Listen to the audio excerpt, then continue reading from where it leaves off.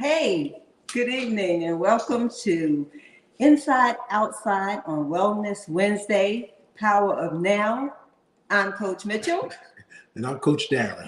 Listen, tonight we just want to walk you through some of the things that you can do at home and that we do on our health and wellness journey so that we can show you how quick, simple, and economical it is to just start incorporating some, healthier ingredients and alternatives into your diet. Yes, and we're going to share with you just a couple of tools that you can incorporate. We did mention them before. We're now going to actually show you, that will help make life easier, because one of the challenges that you're going to have if you're new to truly stepping up your health and wellness game. I'm not talking about doing a diet, anything like that. I'm talking really living a healthier lifestyle.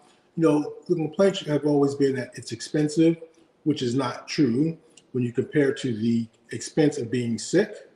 It is time consuming, but it's not as time consuming, as it is to sitting in an ER, for several hours. And now it seems to take weeks, even months to get on, to get an appointment with your doctor. Mm-hmm. So when you factor all that in, it's really not time consuming, nor is it expensive.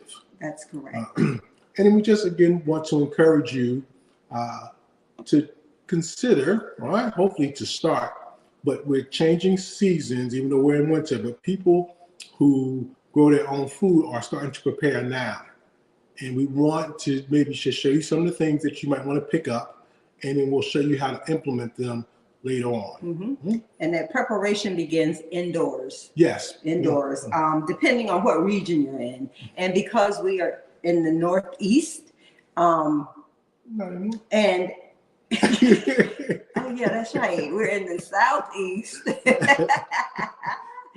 Our indoor planting season starts now, getting us prepared, or not planting season, preparation season begins now, because 6 to 8 weeks from now, we'll be at the end of March, going into spring, and we want to be able to have our seedlings sprouted so we can just transplant them outdoors.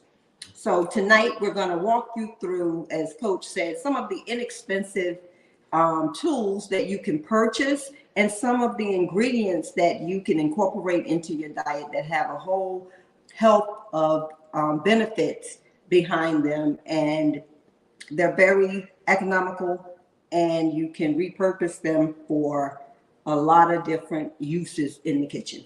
All right, so Coach Mitchell, you want to prepare the apple. Yes. And I don't know if you can prepare the apple, and if you want to talk about the pineapple in our, tool right here that has made,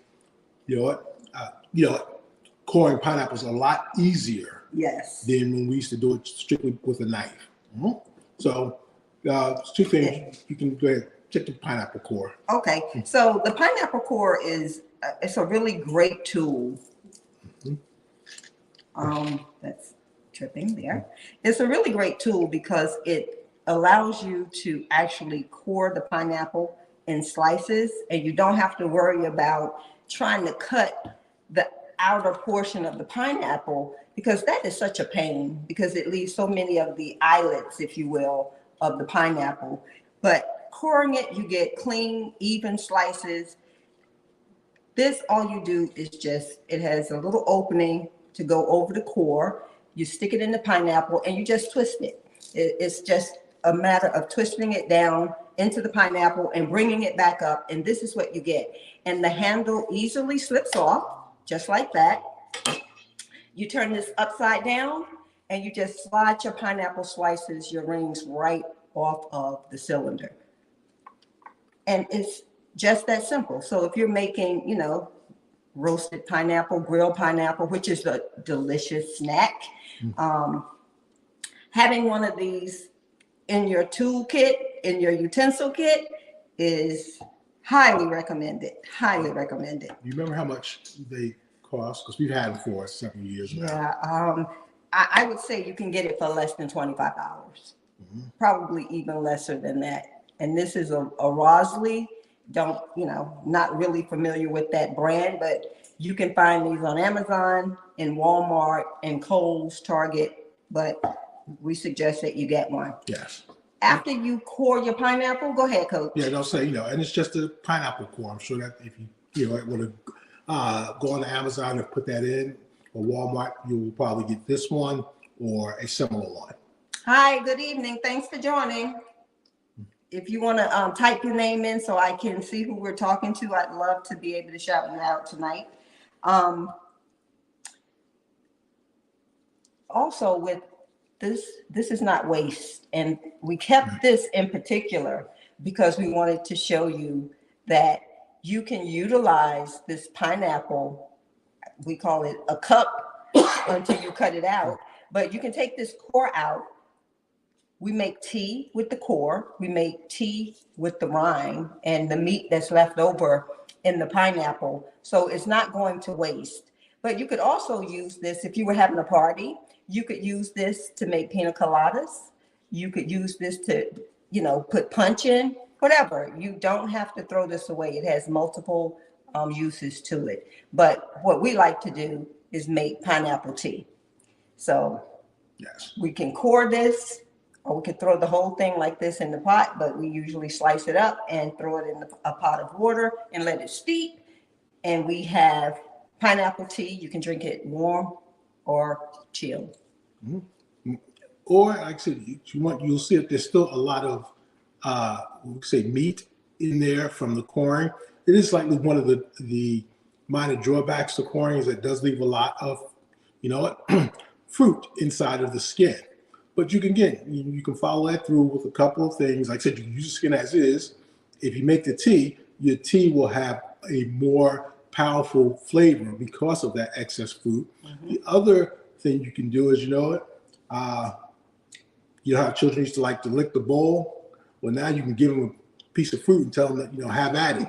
And they could just, again, eat the, remaining part of the fruit. Or as Coach Mitchell said, you can just, use it for another purpose. And, so again, you don't end up just throwing it out. Oh, hi, sis. Thanks for joining. Mm-hmm. So there you go. Any questions? Yeah. So again, one tool you want to have is your pineapple core. Yep. And it just slides right in. You just core it, twist it, and just back it out the same way. Back it out the same way. Just put it in reverse, pull it up, and you have your pineapple rings. Mm-hmm. And of course, we all know that I am a fanatic now over pineapple, the crown of the pineapple. You just twist that out. I'm not going to twist it now because we're not eating this right now, but you just twist that out, peel off the first 5 layers all around the base until you reveal the roots. Sit it in a little water. In 2 weeks or so, you'll have roots and you can transplant that into soil, and you'll eventually yield pineapple fruit. Yes. All right, so you want to prepare the apple, and why? Okay, I will slice the apple. I'm going to move out of frame a little bit, yes. But I'm going to slice the apple. It has already been washed. A solution of baking soda and vinegar to de-wax it a little bit. And I know we should have an apple slicer here, but didn't have enough working room. So we'll just slice this up, slice around the seeds. Okay, so while she's doing that, just want to show you, we found this juicer, and again, hopefully you can see it, and it's really an inexpensive juicer. This one was, about $35, and we got it from Aldi's, and we picked it up because, let's give it a try. Now, your juices can become really expensive. The brand that is really popular now, as I mentioned in previous videos, is called the Nama, Nama 2, I believe, is the model. And I think that can range between $300 and $400. So, now up until we got this, we used Vitamixers. That was our thing. We blended everything. We didn't juice anything. And you can, if you use a blender and you want to juice with a blender, then you need cheesecloth. It's basically after you blend something, you basically strain it through cheesecloth, and you'll basically come out with the juice. And Coach Mitchell, I know we meant to put out the cheesecloth for anyone who does not know what it is, but you can find your cheesecloth probably in the same aisle with like aluminum foil. Yes. Things. Okay. Yes.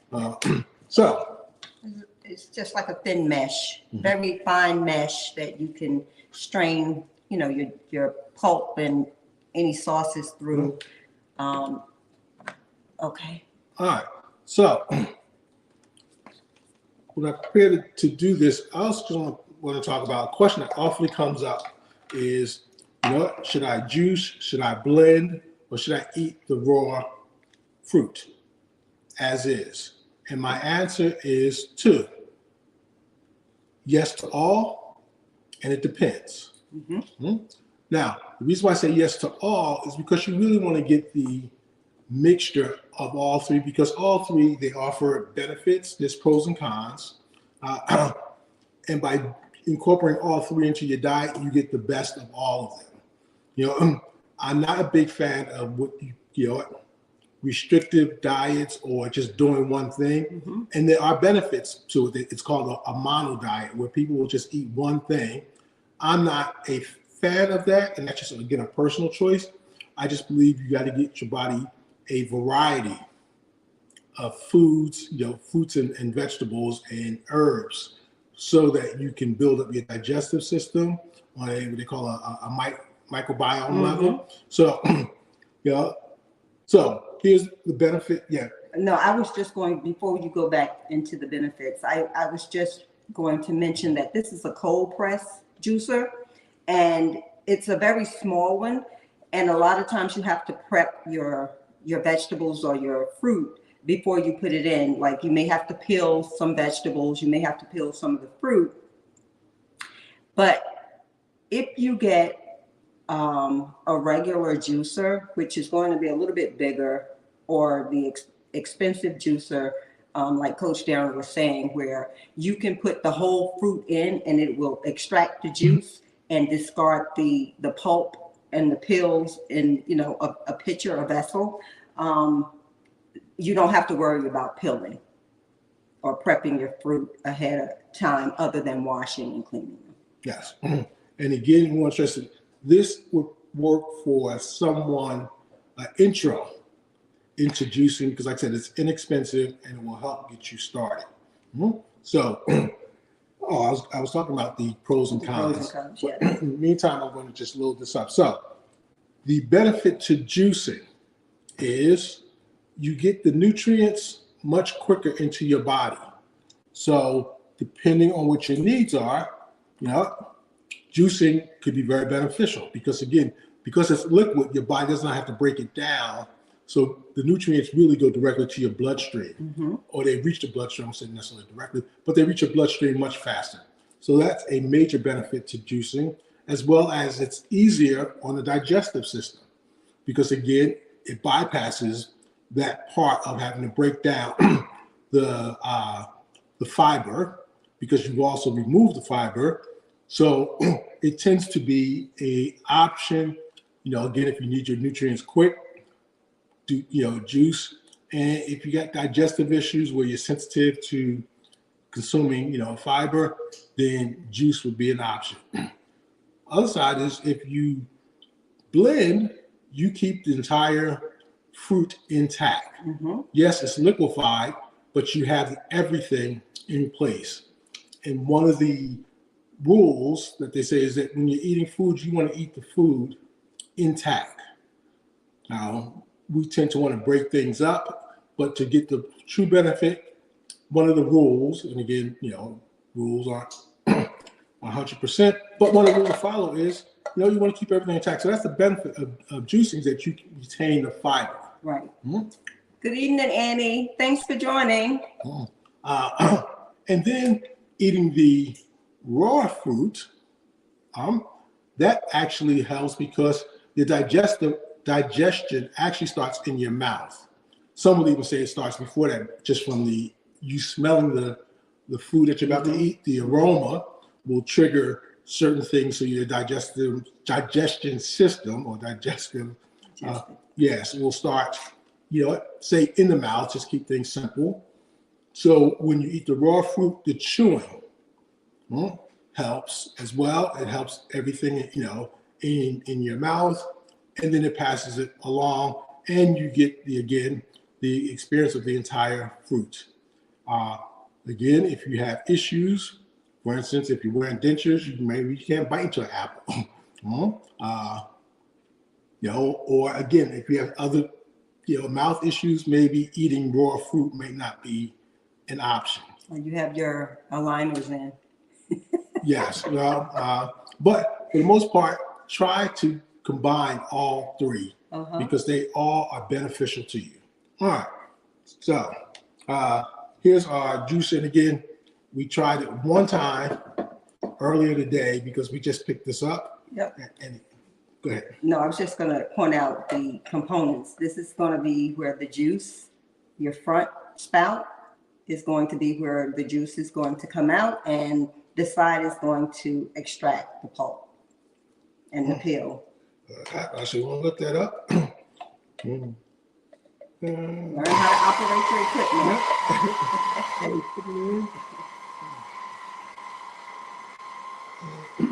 Hopefully, I think I was backwards, huh?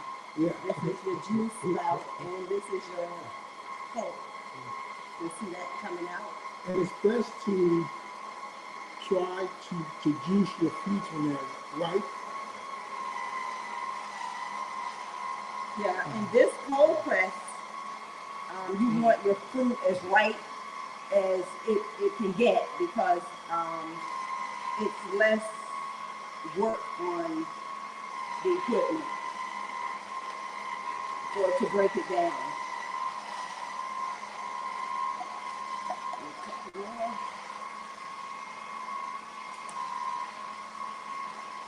There's a larger juicer, a regular juicer. You could put a whole apple in the grinding component. Okay.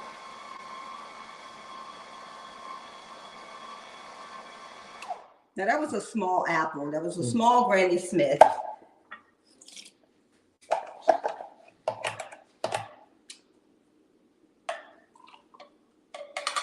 And you're gonna get about a quarter cup of juice, and it tastes so good. Now, most people think it is. Oh, that is good. That is so delicious. Oh my God. The sweetness is already there. You don't have the added sugar.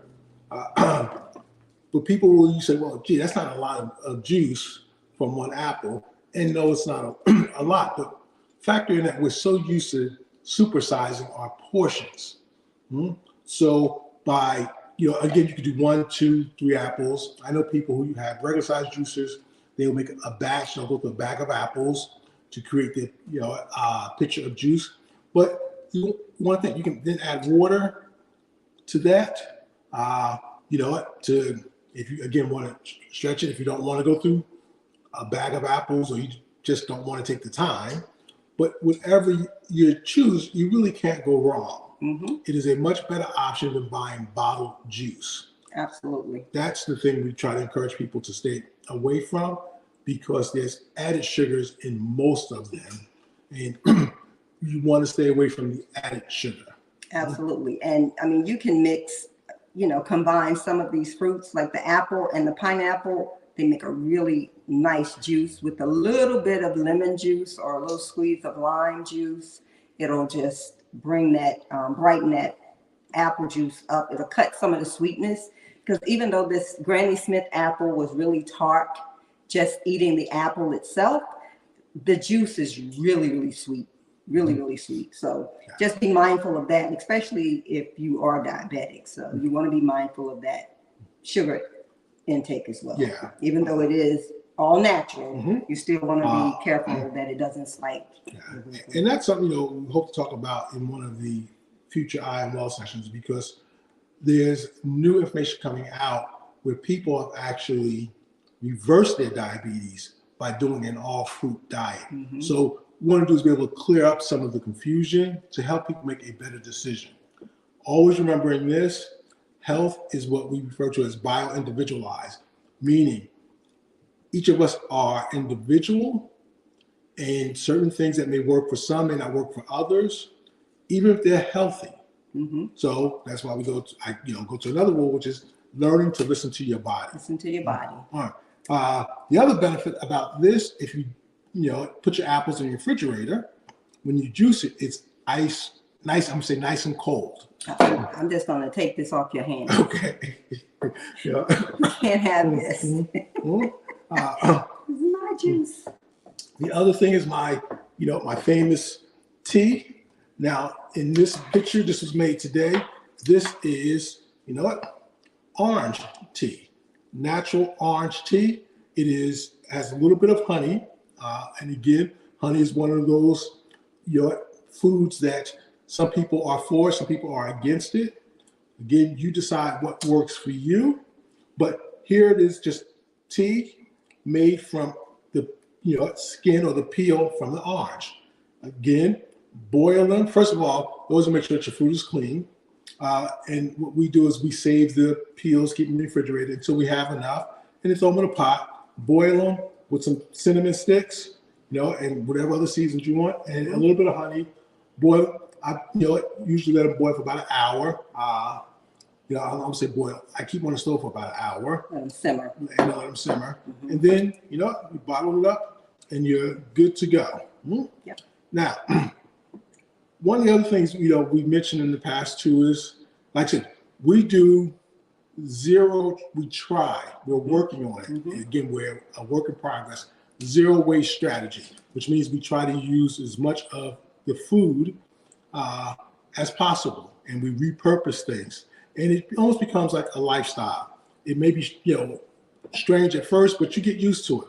So with that said, for those who have the ability to compost, that's your last stage, is compost, or if you have a garbage disposal, you can take your citrus fruits and put them down your garbage disposal to help freshen those. Yeah. Just be careful with the lime, because that peel doesn't break down sometimes, and you want to make sure that you clear your garbage disposal drain after you do that.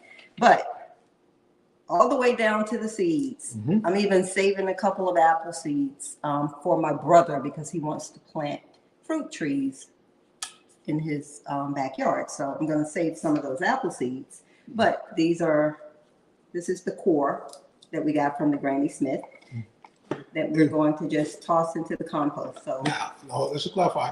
This is our indoor kind of portable compost. All right. So it allows us to just throw scraps in here.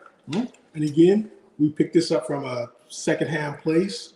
And it's just interesting how when you're on a journey, things just appear. Come into your path. So this was like, I don't know how much it would cost if you bought it brand new. I think we got it for like $12. And what you see in the top in here is a charcoal filter that helps to absorb the smell. And it really just saves the trouble. You put it somewhere, nearby, so you can easily throw your scraps or whatever you're going to compost, and then you just take it out to your compost. Yeah, by the summer we'll have one that you can sit on the counter and it'll compost for us. Break it all the way down to soil. Yes, that's the other thing too. Yeah. First, new to composting, so this has been learning. Made one out of an old garbage can, but they do have compost machines for indoor. So things are just moving along. But if you don't want to spend the money, we're just showing you kind of do-it-yourself methods. And easy things to incorporate in your daily life, so it's not abrupt and it's not, a shock to your routine. So again, we covered some things here for you. When we say you're indoor, and we're slowly transitioning back to outdoor because we're preparing for the season. Now, what you might want to consider, as Coach Mitchell said, you start your outdoor gardening actually indoors. And some of the resources you may want to Google is, you want to find, I don't have the website, But if you type in something to the effect of frost dates, gardening season, you want to come across either the Farmer's Almanac or the government's site where find out which region you're in. Right. Because that'll give you an idea of when your gardening season actually is. And what in my learn that again, people begin like 6 to 8 weeks before the last frost date, which is about now. Right. So now, having said that, what do you want to do? You want to get your little seeds, the seeds that you've been saving. And we've shown you a lot of seeds that we've, saved over the years. Yes. Because we didn't just start this. So we have our stash of seeds that we're going to be going through and being selective about what we plant so that we can maximize our garden space and what we grow. And again, the seeds, they were free. Now, we also will still buy seeds if we catch them on sale. But we have the seeds. We are going to go through and decide what do we want to grow in our garden so then we can position it. The other thing is that you will probably need to purchase is your soil, unless you're already composting, which means you're already creating your own soil from your food scraps. But either way, you need some seeds, some soil, and some pots. You can start right in the ground. For me, I started in pots last year and transitioned to growing bags. Probably next step might be gardening beds. But again, there's so many ways you can do this. Also learning how to grow hydroponically, where you don't have any soil and it's basically indoors. So there's a whole bunch of options that you want to start incorporating, because at the end of the day, what you're doing is you're learning how to supplement your food on your own. It is something good to teach your children so that they can begin to learn. And there's a bunch of reasons why we want to begin incorporating these things into our lifestyle. Yep. Go ahead. No. So the next little resource is you got to hit up, was it Dollar Tree? It was Dollar Tree. Because you can find, what we found this week is that they have seedling or seed starter pots. They're about yay big, about 2 inches. They're biodegradable, so which is good for the environment, which also means too, you can just take the pot and stick it into your planting outside, whether again it's in containers, whether it's in bags, or whether it's directly in soil. You can take those little pots and put them right in the soil, and they will decompose right in the soil.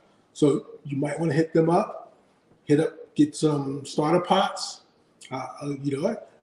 The only thing you can't get is you need to get the soil, and I don't think we ever got soil. Well, I think also what's good to know is even indoors, they even have the little starter blocks where it will break down if you don't have soil. So to get your seeds jump started, you can get this little starter block, wet it, and it will expand probably about 6 to 10 times its actual size. And you can start your seeds using that and then transfer it to soil once they begin to grow. Yeah, that's actually a very good point, Coach Mitchell, because again, it reduces, your initial upfront cost. It simplifies things for you, again, especially if you saving seeds, and again, it starts inside. Some seeds you might, like when we're growing lemon plants, we germinate our seeds basically by putting them in a wet paper towel, putting them like under the sink or someplace in a plastic Ziploc bag to create the humidity, and then you will actually see them sprout. And it's kind of amazing just to see it happen. And then you take the seeds and then you put them in soil. Yeah.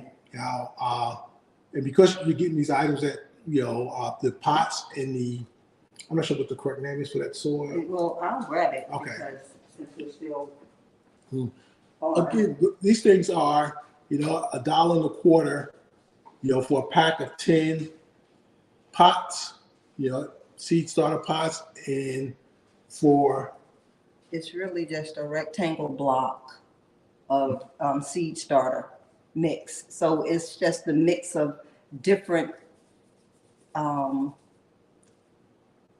composites of different composts that will expand. I think it's, yeah, this one block, this one rectangle will make 2 quarts of starter mix. So you can plant a couple of different pots. You see A starter pots. variety of seeds, Yes. which is seed starter mix.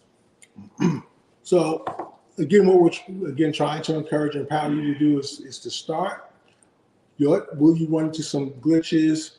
Yes, you will. It is a learning experience, but you will experience the benefits of it, and there are multiple. So by all means, do start. And as always, we'll encourage you to, reach out with questions. I'm still learning a lot of this. Mitchell's a little bit more experienced because she's been gardening for, much longer than I have. The difference is she will say, she's not an indoor plant person, whereas that used to be my area because I didn't have an outdoor garden, but I always had plants indoors. So, which you also want to do as well. Yep. All right. So again, we think that, hi Tiffany, thanks for watching, that it is nothing more special than watching something that you plant grow. You plant a seed, you see the fruit of your labor. It just puts a smile in your heart, not just on your face, but in your heart. And even when you teach your children and you show them how to plant, and they plant and they see the fruit or whatever produce yield from their labor, it teaches them a skill, and it's something that they will take with them for the rest of their lives. It establishes a lifestyle, and it helps to reconnect them to nature, helps to reconnect them to their food source, right? And it gives them a better understanding. And especially for, folks like me, if you grew up in the city area, in urban, suburban areas, you're really disconnected from your food source. We go to the supermarket, we buy something, we look at it, we bring it home, we cook it. And people complaining about food prices, this is one way, to help reduce that. Is it perfect? Not yet. And it's about progress. So you start with what you can. You do what you can based on where you are. Absolutely. And that's basically the genesis of it. Start now. Just start now. Start right where you are with what you have. I mean, even if you have dry beans, take a bean and plant it in a little pot and watch it grow. Watch it grow. It will. It will. That was my first experience in community gardening, because I had a 3rd grade teacher that had every student bring in a pinto bean, and we planted them and we set our little pots along the windowsill, and in a couple of weeks everyone had beans growing. And that's where a lot of our love for gardening grew, because we actually grew something that we planted. So anybody want to close okay. out? Do you want to, again, kind of request, you want to show the progress of your collard, one of your collard plants that you, again, just took it and sat it in water and watched it come, something that we normally would throw out. And again, we did take, after you took all the leaves, we took the stems, we made broth, which was reused. Let me grab that. And then she took the base of the collard, stuck it in some water, and in basically a week, it's already starting to regrow. Yep. Now these are from Christmas. You can see that. Now these were cut level from a bunch of collards. And as Coach said, we repurposed the stems. But as you can see, I have collards regrowing. And we did this last year as well.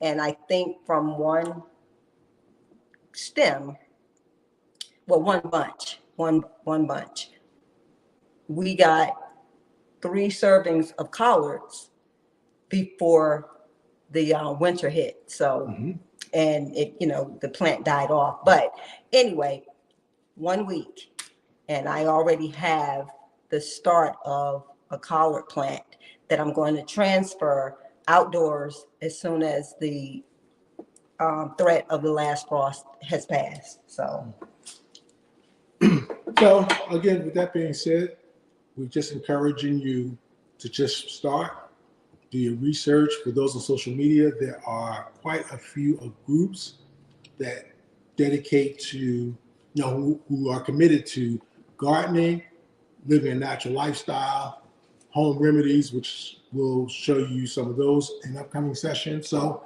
become part of this journey with us as we all just strive to become a little healthier. Stay away from all that junk food. Stay away from the processed or the refined sugar, flour, things of that nature, or at least reduce it.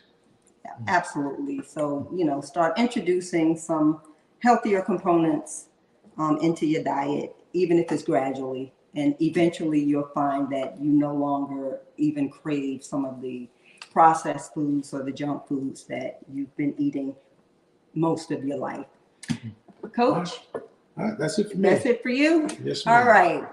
I'm Coach Mitchell. And I'm Coach Darren. Thank you for joining us tonight for Inside Outside on Wellness Wednesday. And remember, as we always say, if you do not start now, there can be no next. Have an amazing night.